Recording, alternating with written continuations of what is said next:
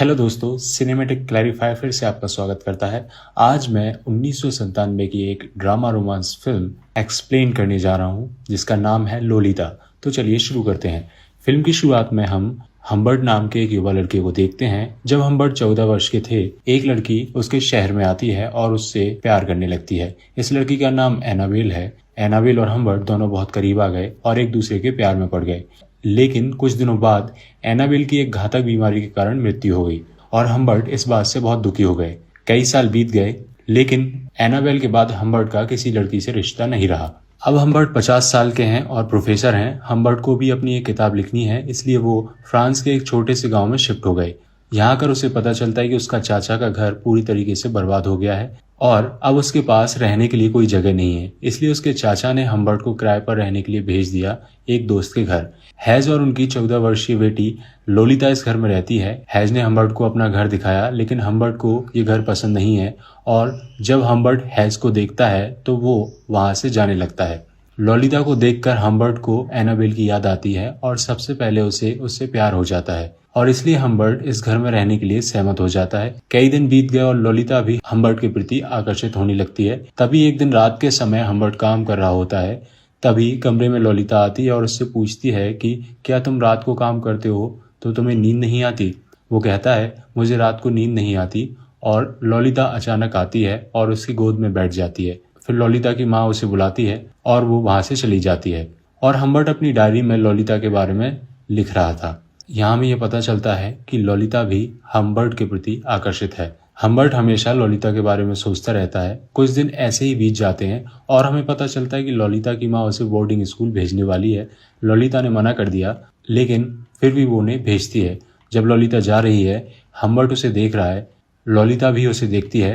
तभी लोलिता दौड़ती हुई आती है और उसे गले लगाकर चूमती है और उसके बाद फिर लोलिता वहां से चली जाती है। इसके बाद एक नौकरानी एक पत्र देती है हम्बर्ट को और कहती है कि लोलिता की माँ ने इसे दिया है। पत्र में लिखा है, मैं तुमसे बहुत प्यार करती हूँ और आपसे शादी करना चाहती हूँ, और अगर आप नहीं चाहते मुझसे शादी करना तो तुम ये घर छोड़ दो, क्योंकि तब मैं तुम्हें दोबारा नहीं देखना चाहूंगी। हम्बर्ट ये पढ़कर हैरान हो जाता है और फिर सोचता है कि अगर मैं इसे छोड़ दूं तो घर में लोलिता को फिर कभी नहीं देख पाऊंगा। इसलिए वो शादी के लिए सहमत हो जाता है।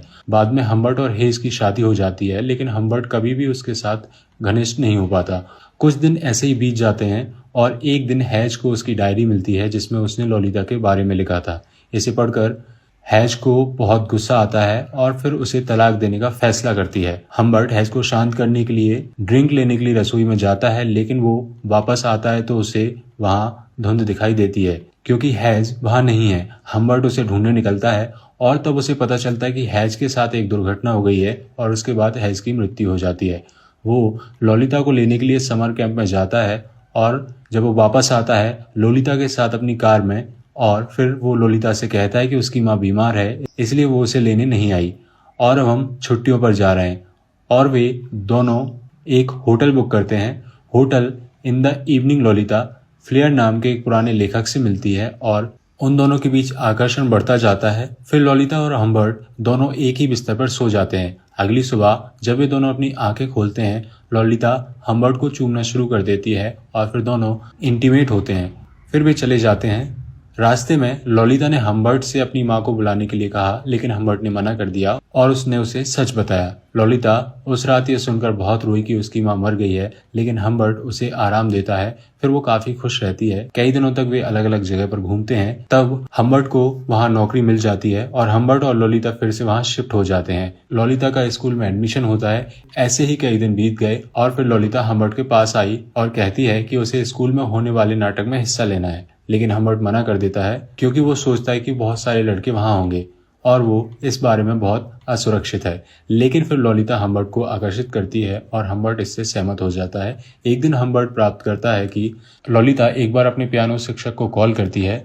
जब हम्बर्ट को इस बात का पता चलता है तो हम्बर्ट को लगता है कि लोलिता का किसी और के साथ अफेयर चल रहा है और इसी बात पर दोनों झगड़ने लगते हैं। लोलिता गुस्से में घर छोड़ देती है। कुछ दिनों बाद वे फिर से मिलते हैं। लोलिता हम्बर्ट से सॉरी कहती है और लोलिता ने उससे कहा कि मैं यात्रा करना चाहती हूँ। फिर दोनों वहां से यात्रा के लिए निकल पड़ते हैं और फिर उसके बाद कई दिनों तक इसी तरह यात्रा करते हैं।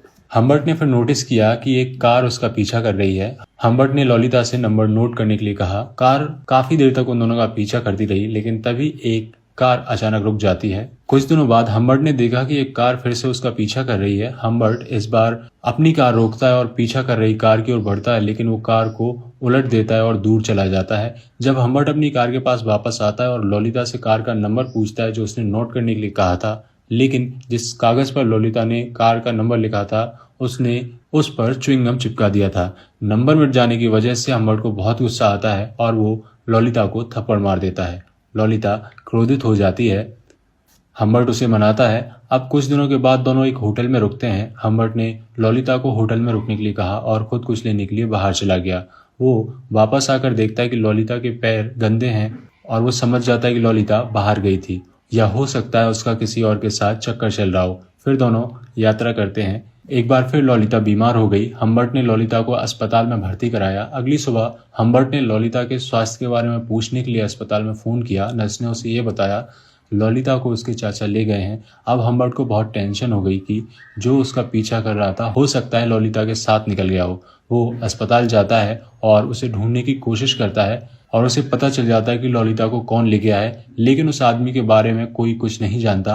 वो लॉलिता को खोजता है हर जगह, लेकिन 3 साल बीत गए, लॉलिता कहीं नहीं मिली। और एक दिन हम्बर्ट को लॉलिता का एक पत्र मिला। इस पत्र में लॉलिता ने बताया कि वो शादीशुदा और गर्भवती है और उसे कुछ पैसों की जरूरत है। लॉलिता का उस पत्र में पता भी लिखा है। फिर हम्बर्ट लॉलिता के पास पहुंचता है। वहां पहुंचकर हम्बर्ट ने देखा कि लॉलिता गर्भवती है। फिर वो लॉलिता से उसके पति के बारे में पूछती है। लॉलिता चुप रहती है। उसे देखकर हम्बर्ट समझ जाता है कि वो आदमी नहीं है जो उसका अनुसरण कर रहा था। हम्बर्ट फिर लॉलिता से पूछता है कि उसने किसके साथ प्रेम प्रसंग किया था, तो लॉलिता उसे बताती है उसका फ्लेयर के साथ प्रेम प्रसंग था और फ्लेयर भी उसे पसंद करता है, लेकिन फ्लेयर यौन रूप से निष्क्रिय था और वो लॉलिता की अश्लील वीडियो बनाना चाहता था, इसलिए लॉलिता उससे दूर भाग गई। उसने जल्दबाजी में शादी कर ली। उसके बाद हम्बर्ट ने लॉलिता को अलविदा कहा और वो क्लेयर के पास चला गया। वहां जाकर उसने क्लेयर को गोली मार दी। अब पुलिस हम्बर्ट के पीछे पड़ गई और उसने खुद को पुलिस के हवाले कर दिया। अब हमें बताया गया कि हम्बर्ट की जेल में मृत्यु हो गई और लॉलिता ने एक बच्चे को जन्म दिया, जिसके बाद उसकी भी मृत्यु हो गई। इस तरह यह फिल्म समाप्त हो जाती है।